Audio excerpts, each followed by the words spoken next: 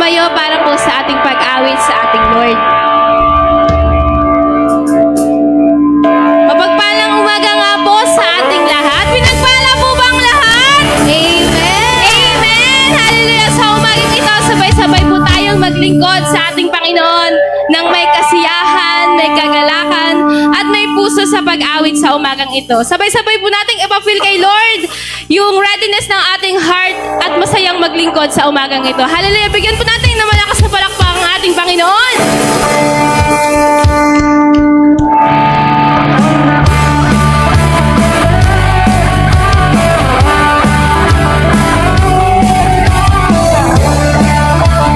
Ay po umawit sa ating Lord! Habang binubulay ko ang iyong mga salita, habang minamasdan ko mga gawa mong kahanga-hanga, ganda ng araw sa umaga at sa gabi may ningning ng mga tala. Lahat ng to iyong ginawa, lahat ng to iyong nilikaw parang ulan na di tumitigil, at tulad turin na di mapipigil. Ito'y dahil nalaman ko kayo po yung mawit! Masayang maglingkod sa iyong Panginoon. Masayang maglingkod sa iyong Panginoon.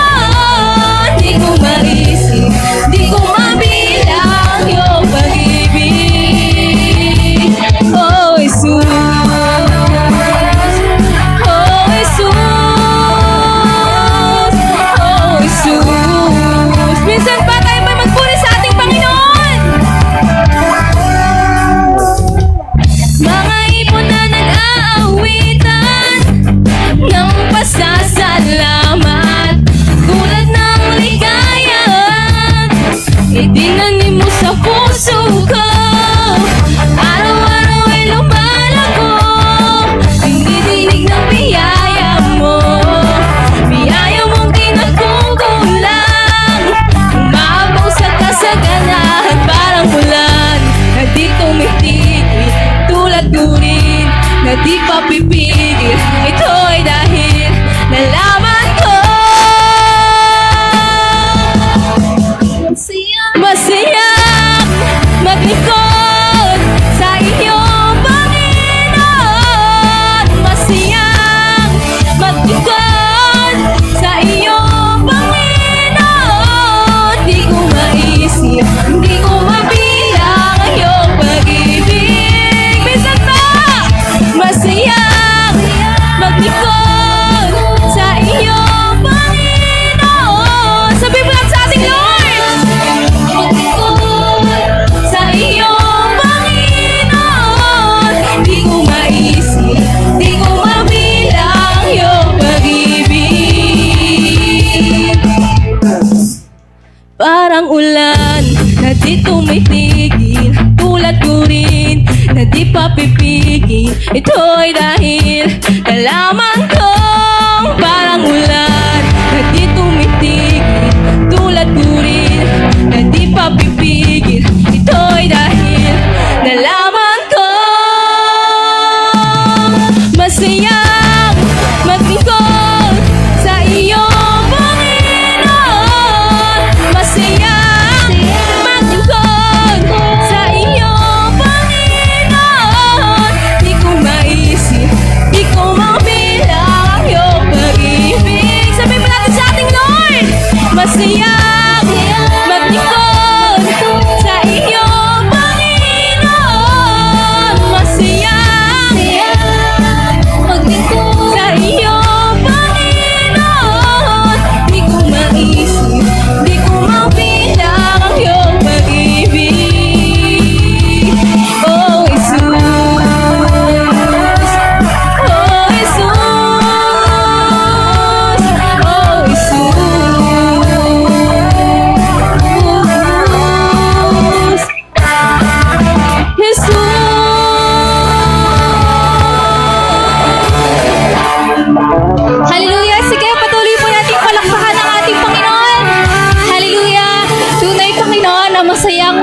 maglingkod, lalo na kung ikaw ang aming pabupurihan. Hallelujah!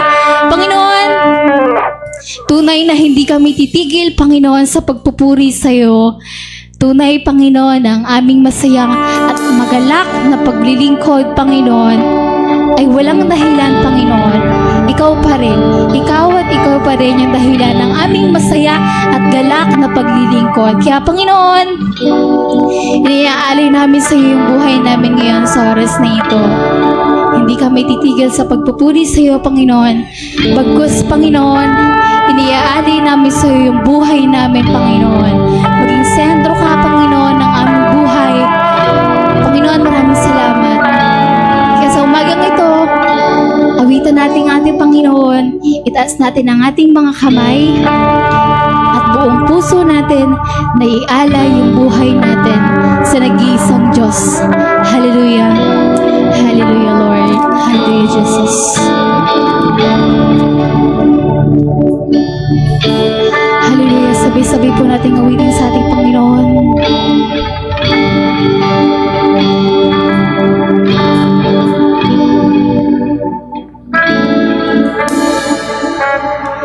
Oh, Jesus,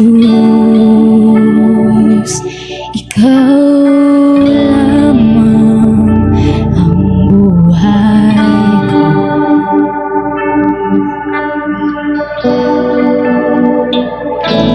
Oh, Jesus, ikaw lamang ang buhay ko.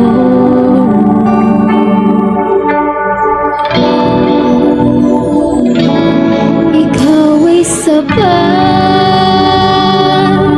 wala nang iba. Kaligayahan ko, kaganapan ko, Jesus. Ikaw lamang, sa'yo lamang sumasamba,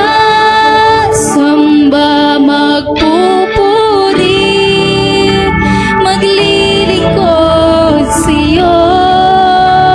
Ikaw ay tapat, ikaw ay tapat, sa'yo magtitiwala sa habang buhay.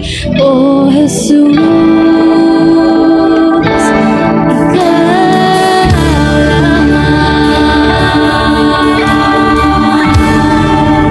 sa'yo magtitiwala.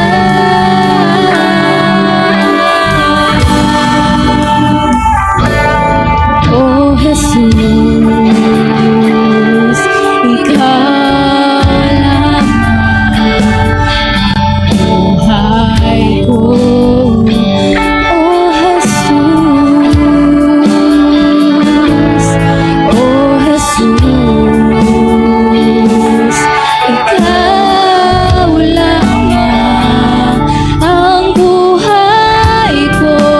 Awitin mo, ikaw ay tapat, ikaw ay sapat, wala nang iba. Kaligayahan ko, kaganapan ko, Jesus. Ikaw ay sapat, ikaw ay sapat, wala nang iba. Kaligayahan ko, kaganapan ko, Jesus. Ikaw lamang,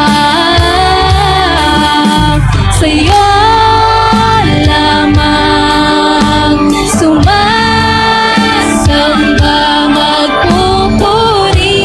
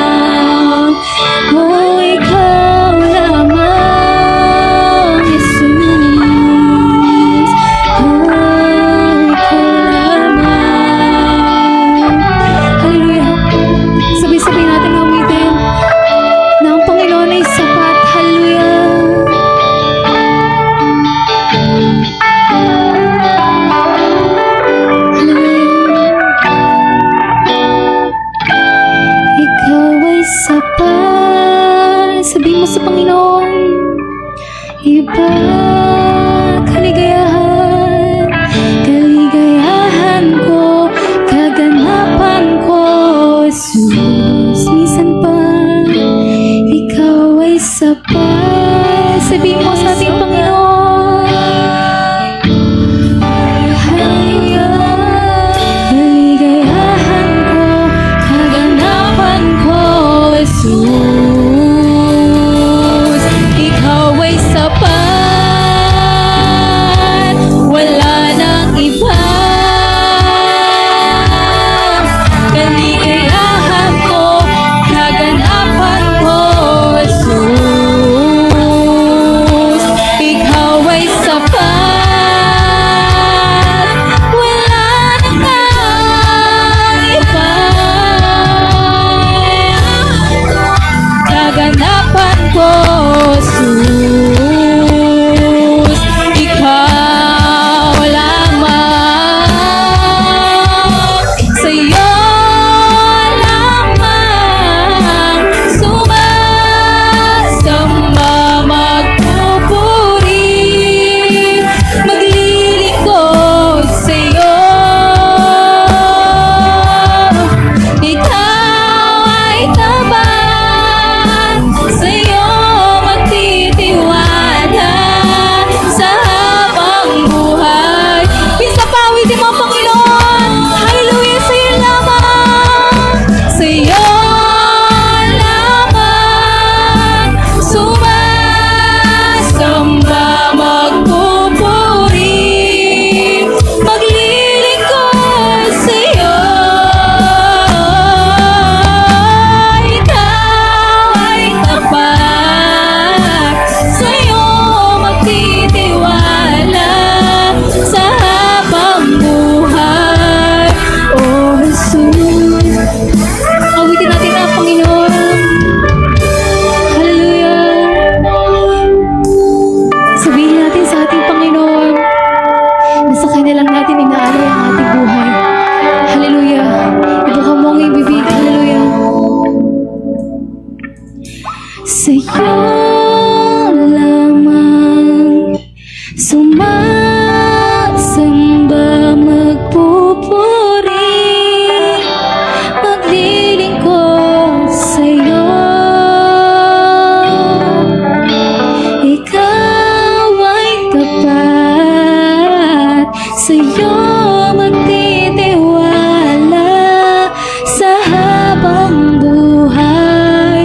Sa'yo lang, hallelujah. Sa'yo lamang sumasamba,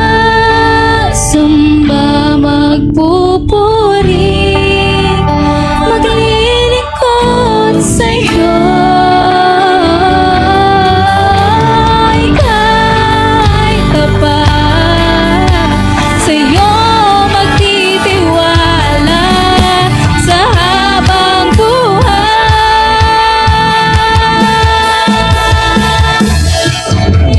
Lagi kang pupuri. Awitin mo ang Panginoon at ang halang-halang mo. Pasalamatan mo ang Panginoon. Hallelujah. Lagi kang nanaisin. Ikaw lamang, walang iba. Sa puso ko, ikaw lamang. Lagi kang pupurihin. Itatanghalang-halang mo. Pasasalamat ay sa'yo. Lagi kang nanaisin. Ikaw lamang, walang iba. Sa puso ko, ikaw lamang. Ikaw lamang, walang iba. Sa puso ko, ikaw lamang. Ikaw lamang, walang iba. Sa puso ko, ikaw. Bisampay ko lamang. Ikaw lamang, walang iba.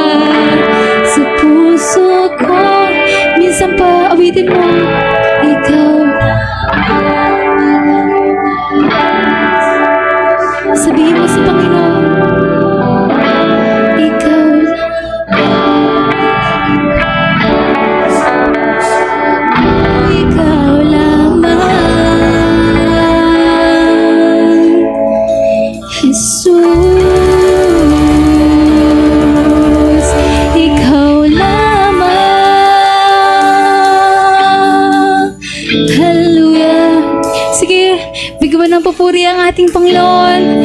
Hallelujah! Deserve niya ng ating papuri. Dahil nandito na tayo sa last Sunday of the month, Panginoon.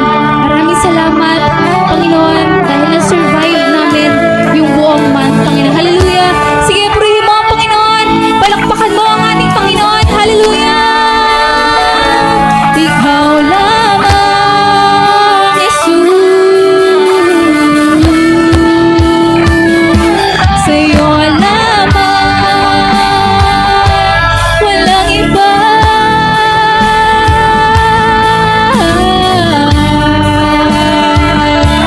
Purihin ka.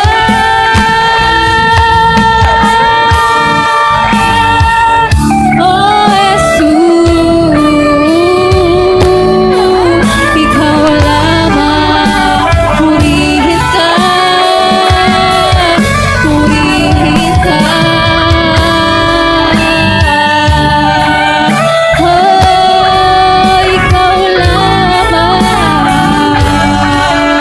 hallelujah.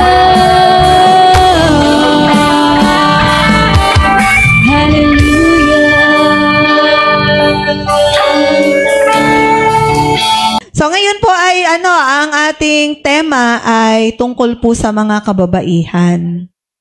No? Kasi ngayon ay Women's Month. Tama po ba? Sabihin natin sa mga babae dito, Happy Women's Month sa iyo. Happy Women's Day sa iyo. Ayan. Araw natin ngayon, mga girls. Sabi ng mga boys, uwi na kami, kayo lang pala. So maganda po mapag-usapan din natin to. Kahit boys po kayo para mas alam ninyo kung paano i-handle ang mga babae sa buhay nyo. Ano, yung mga nanay nyo, asawa nyo, girlfriend nyo. Ayan. Magandang malaman natin anong value ng isang babae. At syempre sa June naman, pag-usapan naman natin ang value naman ng mga lalaki. Di ba? Okay ba yon? Sige. So bago po tayo magsimula, tayo muna ay manalangin. Hallelujah. Lord Jesus, muli dumudulog kami sa iyo para sa pagbababa ng mensahe na ito mula sa Biblia tungkol po sa aming mga kababaihan. Ano ang tunay na pagtingin mo sa amin? Ito po ang makita namin ngayon at mapahalagahan at magamit para sa iyong kaluwalhatian. Holy Spirit, mangusap ka po. Ito po ang aming panalangin sa makapangyarihang pangalan ni Jesus. Amen. Naalala ko nung bata ako, nandiyan mama ko. Yan, nandiyan. Nung bata ako, ma. JM, lumayo ka nga kay mama.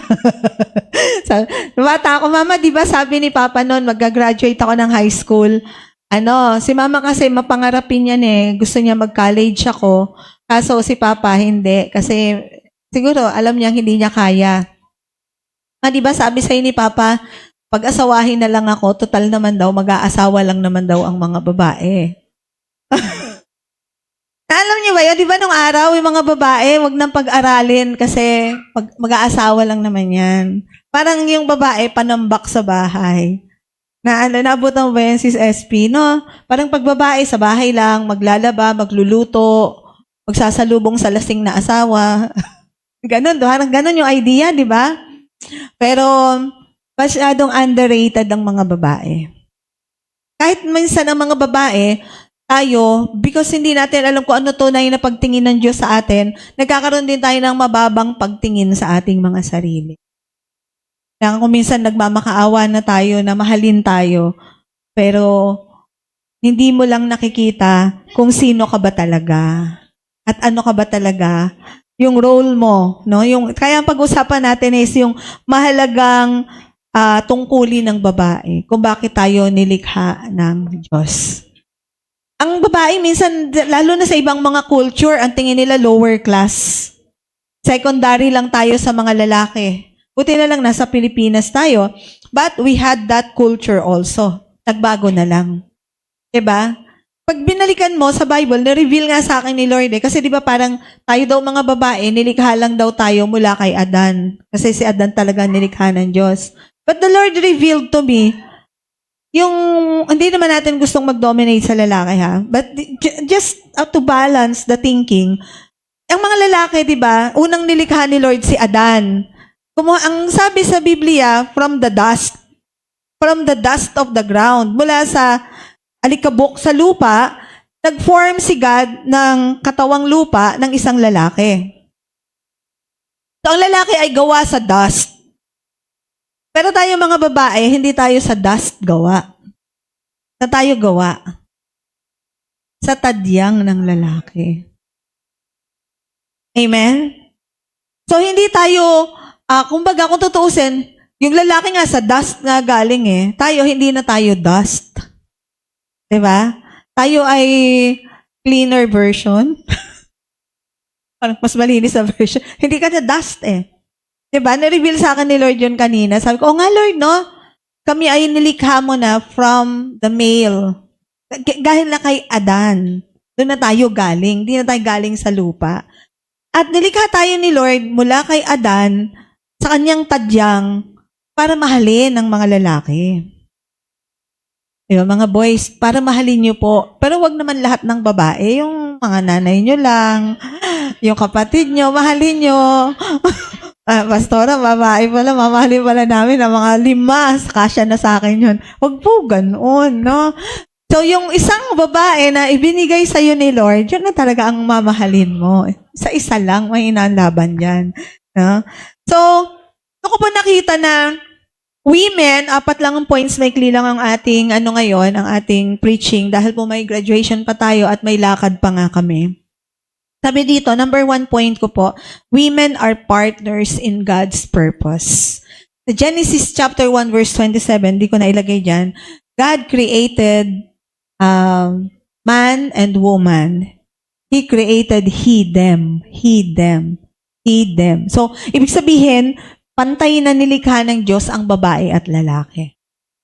Walang, hindi mas higit ang lalaki, kasi kung totoo yung lalaki nga, ablikabok tayo nga, mas doon na tayo kinuha talaga ng Lord. At ang lumikha sa lalaki ay Diyos, at ang lumikha sa babae ay Diyos din. He created male and female. Hindi create ni Lord na, halimbawa, na-create na si Josh.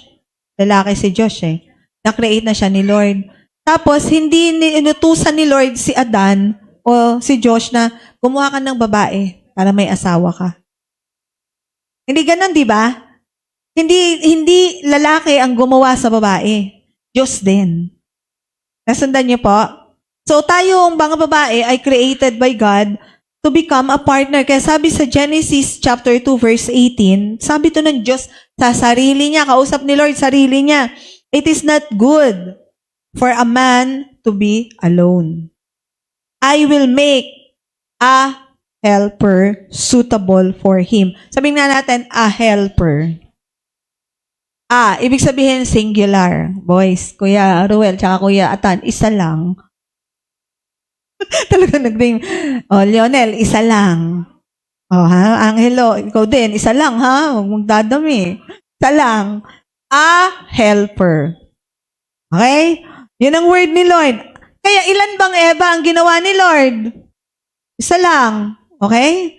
So, isa lang. Sabihin nga natin sa mga katabi nating lalaki, isa lang ha, Rico, isa lang.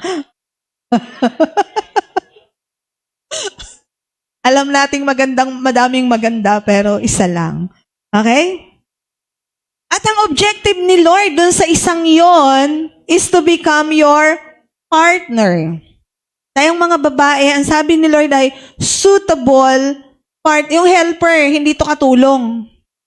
Kasi si Lord nga, helper. Di ba si Holy Spirit, helper din?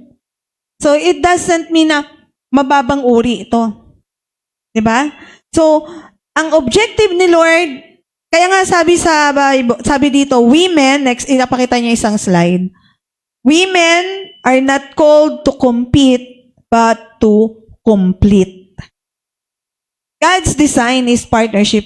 Kaya isang verse dito, sabi, he who finds a wife, finds a good thing. Kaya yung mga lalaki po, pag nakahanap na kayo ng asawa, nakasundo talaga ninyo, sabi dito, he finds a good thing. Pinagpala ka na ikaw ay may asawa. May kapartner. Kaya pala ang utos ni Lord sa mga lalaki po, ibigin mo ang iyong asawa gaya ng pag-ibig sa iyong sarili. Kaya girls, Hindi pala tayo dapat nagmamakaawang mahalin. Oo. Sino dito yung nagmahal, tapos i-reject ka, tapos ikaw na yung nagmamakaawang mahalin ka uli? That is wrong perception. Because you are designed to be loved. Sabi mo sa katabi mong babae, naka-design ka para mahalin. Yun ang utos ng Diyos. Naka-design ang babae para mahalin. No? You are a good thing. Ikaw ay blessing sa iyong magiging asawa o sa iyong asawa. Kaya dapat makuha mo yung tamang asawa. God knows the person. No? Kaya nga, sabi sa Thessalonica, dapat maging marangal ang layunin sa pag-aasawa. No, pati pag-aasawa may marangal na layunin kasi ang design ni Lord is for you to work together. Kaya sabi din, 2 is better than 1. Diba? Kaya ang mag-asawa na may right partnership, nagwo-work together, nangangarap together, nagtutulungan, siguradong umaasenso ang buhay. Okay? Kaya kailangan natin ng tamang perspective, lalo na yung mga single ladies natin ngayon. No? Huwag tayong basta na lang sunggab porke pogi, oy tall, dark, and handsome. Nung matauhan ka, ang sama pala ng ugali. Ha? So, kailangan talaga magsisik ka kay God. Kasi si God ay gumagawa ng suitable helper, mga boys. No? Kaya mga girls, tayo naman, magpe-pray tayo, Lord, sino ba yung lalaking dinesign mo para ako yung helper niya? Ako yung support niya. Kaya di ba, in every man's success, sabi daw, there's a woman behind. Diba? Merong wind beneath the wings.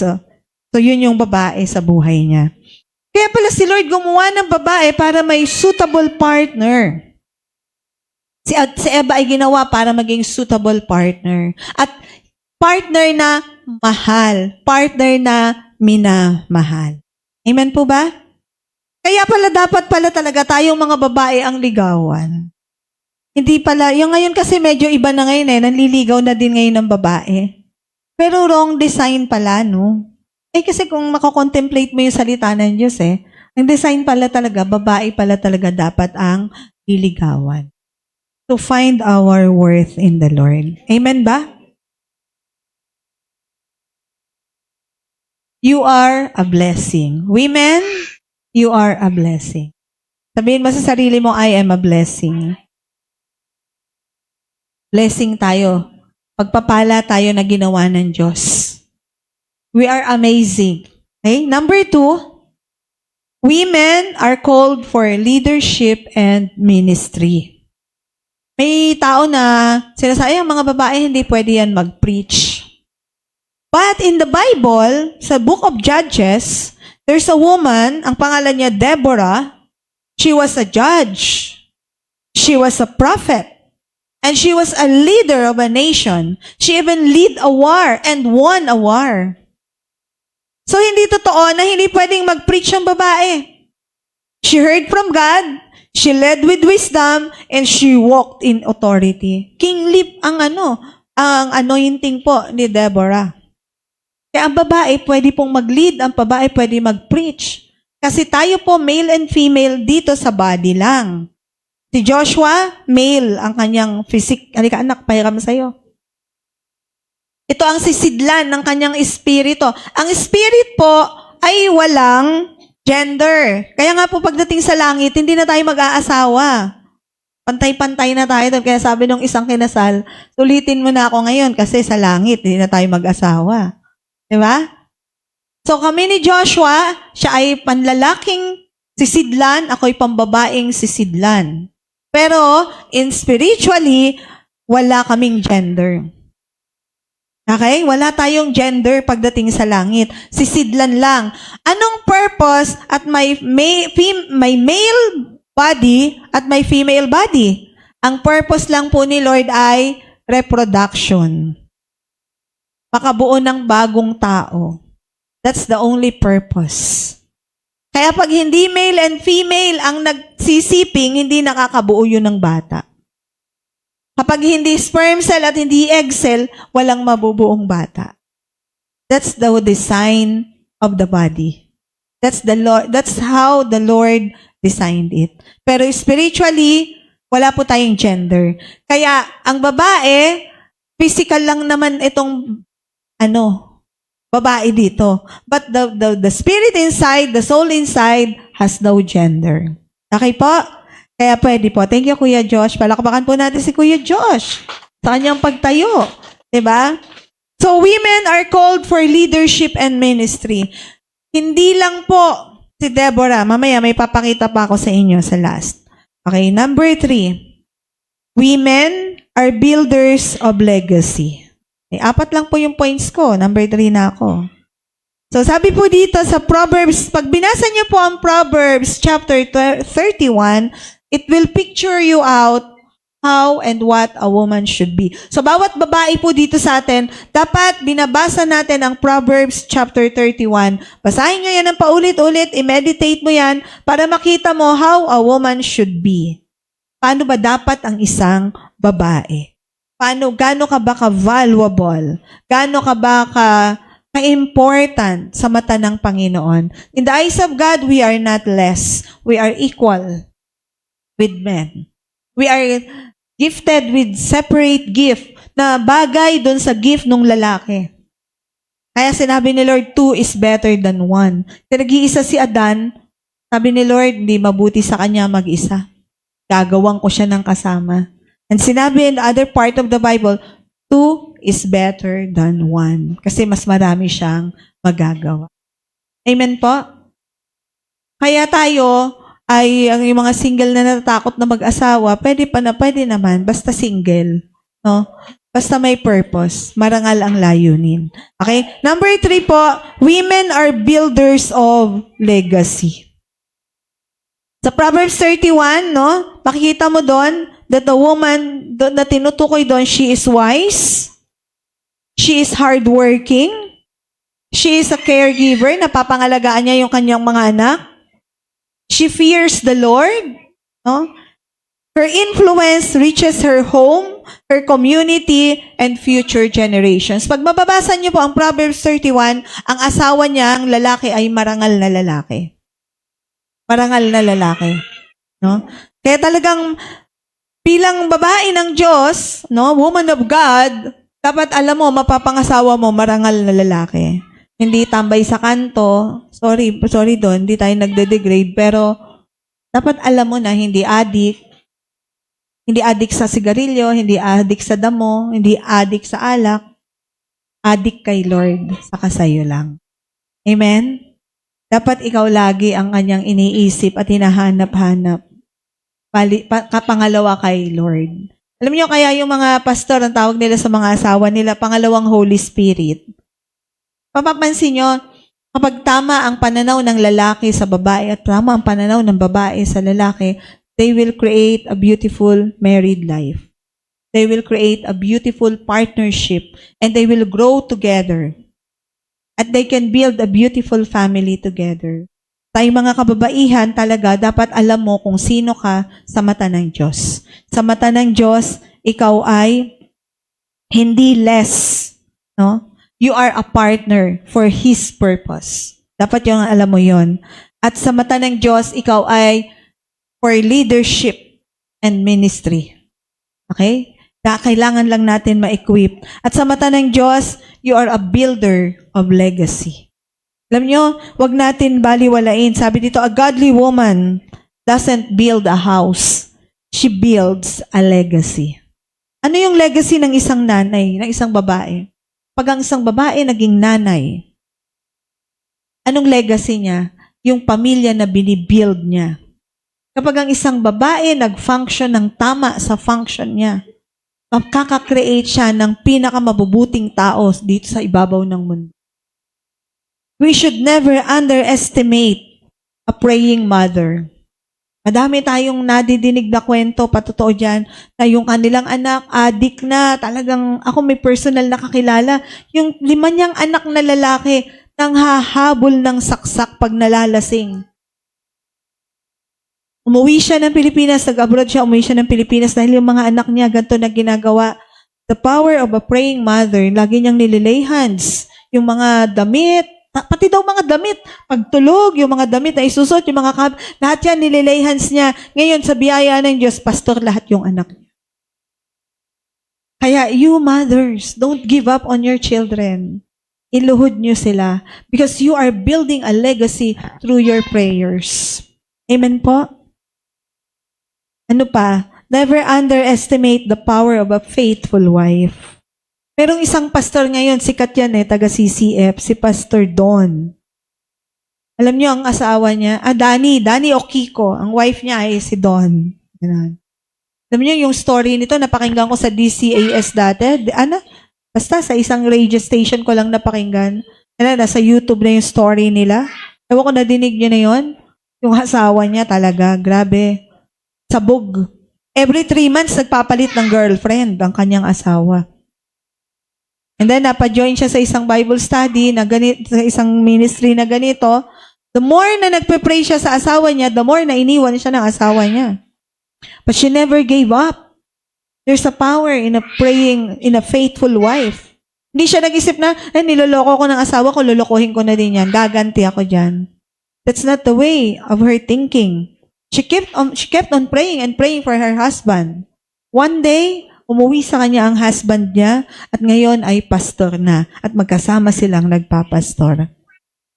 At yung kanilang broken family na buo. Amen? Woman, there is a legacy in your faithfulness. As a mother, as a wife. Amen? And never underestimate a committed woman of God. Your commitment to the Lord. Ako, grabe po yung magiging impact natin yan. God can use our lives. Kaya, wag natin i-undervalue yung ating pagiging babae. Wag nating i-lower yung ating standard. Because lalo pa tayo mga women of God, Jesus is inside us. So dapat naunawaan mo that you are a royal priest. You are chosen for a royal priesthood and to be part of a holy nation. People who belongs to God. Amen? Sabi mo sa katabi mong babae, you belong to God.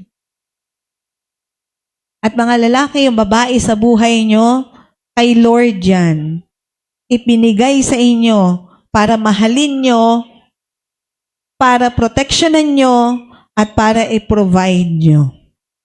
Amen ba? Ang mga lalaki ang provider. Ang mga babae ang nagsiserve. Number 4, women are carrier of the greatest message. In Luke chapter 24, something powerful happens. When Jesus rose from the dead, sino yung mga first witnesses? Nung mamatay si Jesus, inilibing on the 3rd day. Sa Luke 24 nyo mababasa, nabuhay uli siya. Kanino unang nagpakita si Jesus? Dun ba sa 12 disciples o dun sa 2 Maria? Diba dun sa 2 Maria? God can choose to, pwede niyang i-decide o piliin na dun siya magpapakita kay Peter, James, and John. Sa top 3 disciples niya. Pero hindi. Kanino po siya nagpakita? Doon sa 2 Maria. Sa 2 babae. And that gives a balance. That gives a balance. Kasi hindi si Jesus nag-disciple ng babae. Why? Kasi he is doing a prototype. Babae sa babae, lalaki sa lalaki. So nag-prototype si Jesus, nag-build siya ng 12 disciples. And to make balance na ang babae can also lead and preach, doon siya unang nagpakita sa 2 Maria at tong 2 to ang nagbalita na si Jesus ay buhay na uli. Bumangon na uli. And that message was the greatest message in history. Jesus is risen. The greatest message was given to a woman. Remember the woman in the well? Diba? Pwede namang nakipag-usap si Jesus sa lalaki. Pero bakit ang kinausap niya is the Samaritan woman na siyang tumakbo dun sa village at nagkwento na ito na yata ang Kristo na ating hinahantay. Kaya po madaming nanampalataya kay Jesus. Maraming tumakbo para makinig kay Jesus at nanampalataya kay Jesus because of one Samaritan woman. Kaya girls, dapat chismosa tayo. Pero ang chismis natin, si Kristo. Totoo si Ate Imelda eh. Di ba? Kaya tayo krinait ni Lord na chismosa. Pero sabi mas chismosa daw tong mga lalaki eh. Pero di ba, pag ang babae, chismosa daw. Because we are designed to preach the gospel. We are designed to tell the good news that Jesus is risen. There's hope in Jesus. There's life in Jesus. There's good news in Jesus. Dapat yun ang kwento natin. Amen po ba? Mga kababaihan, yan ang ating kwento. May kwenta. Hindi na si Kumare ang ikukwento natin. Hindi na yung kapitbahay ang ikukwento na. Kwento natin ay si Kristo. Amen po ba? So women, you are the carrier of the greatest message of God. Amen po ba? Actually, madami to, inapat ko lang muna. But this 4 really matters. Ang sarap malaman. No? Ang sarap ma-assure that God created us equally with men for God's purpose. May assignment ang Diyos. May assignment ang Diyos. Amen po ba? Now, kung yung partner mo hindi nagpa-function, alam nyo, ang mga babae, sobrang hanga ako lalo na sa mga nanay. Sobrang bilib ako sa inyo. Yung mga single mom, yung mga hindi naman single mom, pero parang single mom lang din. Nakakahanga. Diba? Bakit? Grabe, lahat na lang pinapasan, kinakaya. Nakakahanga yung mga nanay na nagbubuntis, naglilihi pa lang. Grabe na. Kaya mga lalaki, pag naglilihi yung mga asawa nyo, pakaalagaan nyo pong mabuti kasi makaamoy lang ng bawang yung mga yan, nagsusuka na. Sino ditong mga nanay yung nung naglilihi ka, sobrang hirap. May co-teacher ako noon, nakaamoy lang ng bawang, talagang baliktaran ng sikmura. Kahit anong igisa mo, masama sa pang-amoy niya. Sinikmura talaga siya. Di ba po? Eh, paano pa pag manganganak na? Ang babae pag nanganganak, sabi nga yung kabilang paa na sa hukay na. Ganong kahirap sa isang babae ang manganak. Buti na lang, hindi ko naranasan, hindi ko na mararanasan. Kasi sabi ni Lord, di mo kaya. Mahirap sa isang babae po. Talagang, tapos, ang daming pinagdadaanan ng mga babae. Kaya nga po may postpartum. Kaya boys, mga kabataang lalaki na mag-aasawa pa lang, pag nag-asawa kayo, mahalin nyo yung mga asawa nyo. Yan ang utos ng Panginoon. Mga women na nasadlak na kayo sa wrong partners or sa tragedy of partnership, diba? Na-entrapment na kayo sa isang relationship, I encourage you, be a faithful wife.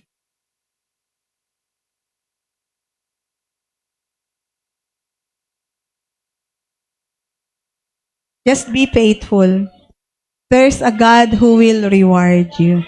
Amen po ba? So, mananalangin po tayo. Inaanyayahan ko po tayong lahat na tumayo. Yung mga kababaihan. Mas madami kasi yung babae eh. Mga boys, okay lang ba? Women's empowerment natin ngayon. Pagpe-pray lang po natin ang ating mga kababaihan. May nanay din naman kayo. You can also remember the woman in your life. Can be your sister, your mother, your wife, your girlfriend. Diba?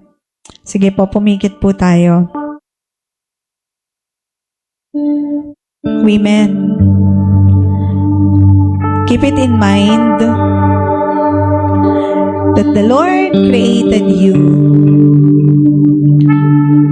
for His purpose. That you must be in partnership with men. But kung nasadlak na tayo that the partner that you have is not functioning, never underestimate the power of your prayer. because you are made to overcome. Now that the Holy Spirit is dwelling in your heart, the power of God is in you. The Lord listens to your prayer. Keep it into your heart that whatever struggle meron ka ngayon sa buhay mo, sa partner mo, sa anak mo, sa sarili mo, sa emotions mo, if you undervalue yourself, nagkaroon ka ng mababang pagtingin sa sarili mo, nagkaroon ka ng mababang pagpapahalaga sa sarili mo,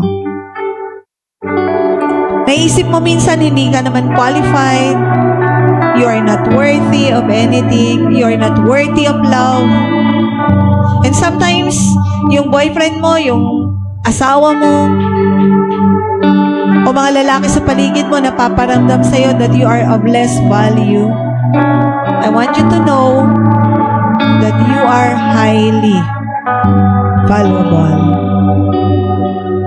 That in the eyes of God, you are designed for leadership, for ministry, to build a legacy, to carry the most important or the greatest message in history, to preach the gospel. Kung napapagod ka na sa sitwasyon ng buhay mo, dahil you are too much loaded, there's so much running into your mind, dahil nandun ka sa isang relasyon na hindi ka nabibigyan ng tamang importance, o dahil may mga nakaraan ka na sinaktan ka, nasaktan ka, right now, today, you can come to God for your healing. May the Lord heal your broken heart. May mga kababaihan tayo dito ngayon sa room na to. You've been betrayed. You've been hurt. You've been undervalued. Hindi ka napahalagahan ng dapat na pagpapahalaga para sa'yo. Today, God will restore you into your original identity. That you are a partner for God's plan. That you are designed for leadership and ministry. That you are built to build a legacy. That you are designed to preach the gospel of Jesus Christ. You are never undervalued in the eyes of God. You are never less in the eyes of God. You are precious in the eyes of God. You are not just a mother. You are not just a housewife. You are not just an ordinary woman. Because being a woman is a special calling and a special purpose to be in partnership for the purposes of God. Being a woman, you are designed for ministry. You are designed for leadership. Remember that. Ikaw ang ilaw ng iyong tahanan, and Jesus is the source of your light. You may be weak, but God designed you to be strong. You are a strong woman of God. You are designed to conquer. Like Deborah, you are full of wisdom. You are full of authority. And you are special in God's eyes. Today, this morning,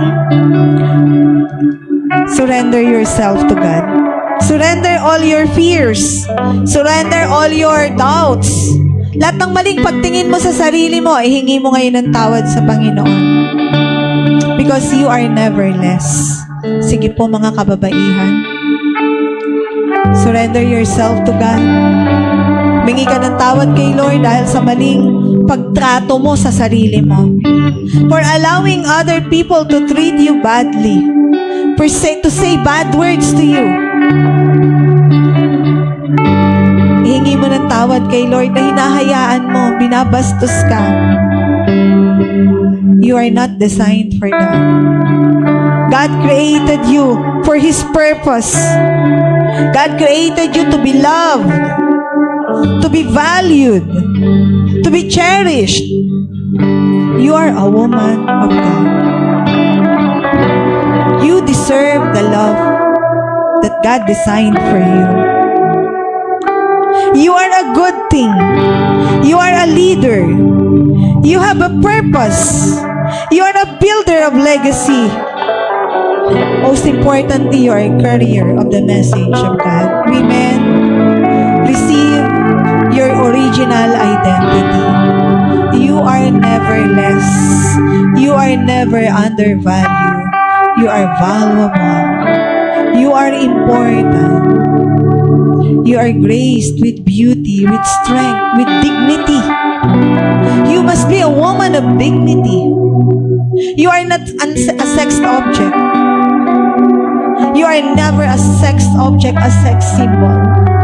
But you are a woman to fulfill, to help a man's destiny according to God's purpose. Hallelujah, Lord. Pwede po bang anyayahan ko dito sa altar yung mga nanay muna? Lahat po ng nanay. May we have you here in front. Thank you, Jesus. Yung mga nanganak na nanay. Sige po. Harap po tayo dun. Sige, dito na lang. Thank you, Lord. Sige po, dito po. Ina-invite ko yung the rest of the congregation. Let us lay our hands unto them. Ate Tess, halika dito, nanay ka din. Hallelujah, Lord God. Rabakada sirabakada shirabada rabadakada. Rabadakada shikada bakada. Lord, salamat. Merong mga nanay. Merong mga nanay na nag-sacrifice. Merong mga nanay na nagmahal sa amin. Merong mga nanay na nag-alaga ng kanilang mga anak, nag-alaga sa amin. May mga nanay na may mga sleepless nights dahil hindi natutulog ang kanilang mga anak. May mga nanay na nagtitiis ng masasakit na salita na tinanggap sa kanilang asawa, sa kanilang biyenan. Itong mga nanay na to na may mabibigat na pinagdaanan sa kanilang buhay, I present them to you, Lord. I pray today will be a healing day for them. I pray, Lord, that you touch them and heal their hearts, heal their souls. Some of them, Lord, they have secret battles. Some of them, Lord, bigat na sa kanilang mga buhay. But they never gave up. They stand strong. They stand still. They continue to show up. They continue to love. They continue to sacrifice. Lord, empower them today. Empower them right now, Lord God. Let them receive your embrace. Inaanyayahan ko yung mga kabataan, babae. Yakapin natin yung mga nanay. Lapitan natin sila. Yakapin natin sila. Lord, let them feel the love. Let them feel the embrace. Make them feel important. Make them feel valued. May they find rest right now in our embrace. Be it you embracing them, Lord God. Thank you, Jesus. Hallelujah. Rabakada Sharabakada. Salamat po.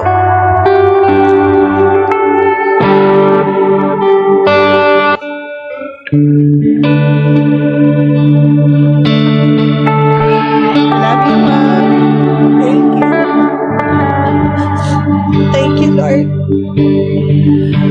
Thank you, Jesus. Salamat sa mga nanay na ito, Lord. Hallelujah, Lord. Father God, maraming salamat.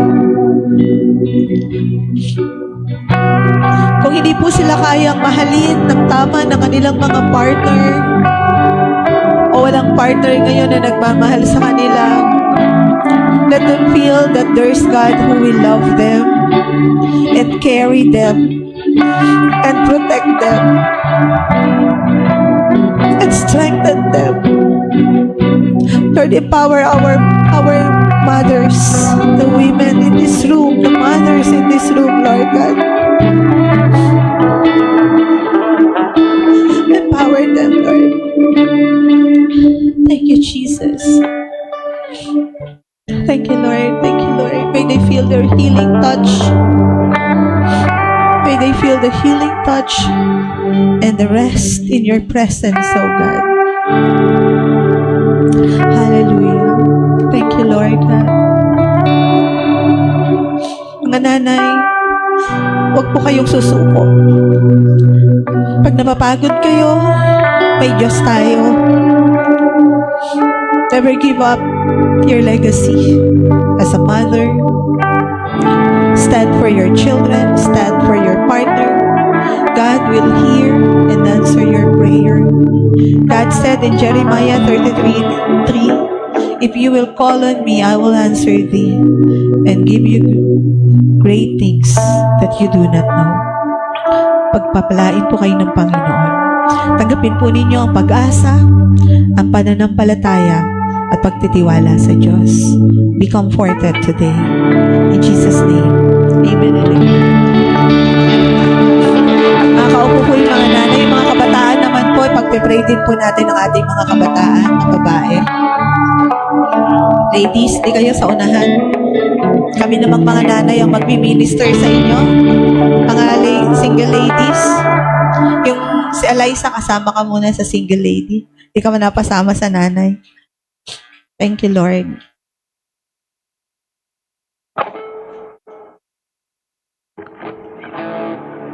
Mga nanay, pwede din po kayo mag-lay hands sa kanila. Hallelujah, Lord God.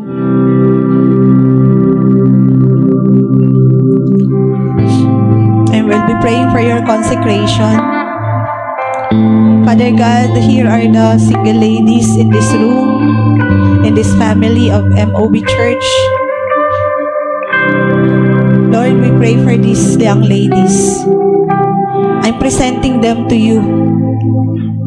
You personally called them. You personally chose them. And you are raising them up to be mighty women of God. In this group, some of them will be pastors or pastor's wife. They are created and being prepared to be a suitable partner to someone else. I just bless them, Father God, to fix their eyes unto you. Ladies, fix your eyes unto Jesus, the author and developer of our faith, our matchmaker. God has designed you to be a suitable helper, a woman full of wisdom, full of strength, full of dignity. You are designed for God's purpose. I would like you to be encouraged to have the patience of waiting and hoping in the Lord. You are more powerful when you are partnered with someone who serves the Lord. Delight yourself in the Lord, and He will give you the desires of your heart. He will bless you with a man of dignity and right authority. God will bless you in the right and perfect time with man who can cherish you, love you, protect you, and provide you. That when you are with them, to that personal partner that God will give you, you will be fruitful. You will be more productive. So that right now, I dedicate your singleness to the Lord. be preserved, be protected, and hope in the Lord. Never fail to trust the Lord. Never waver and never fear. Because the God who designed marriage is the God who will write your love story. Receive the faith that God is writing the story of your life. That while God will be glorified, pag-aasawa kayo na may marangal na layunin. And that is to serve the Lord. Right now, in the moment of your waiting, I bless you to love the Lord, to delight yourself in the Lord, and to be passionate in serving God. Remember that you are designed for God's purpose. You are called for ministry, for leadership, to build a legacy, and to preach the gospel. So I now charge you to go and preach the gospel. Open your cell groups. Serve the Lord in the lives of the people that will be putting in your cells.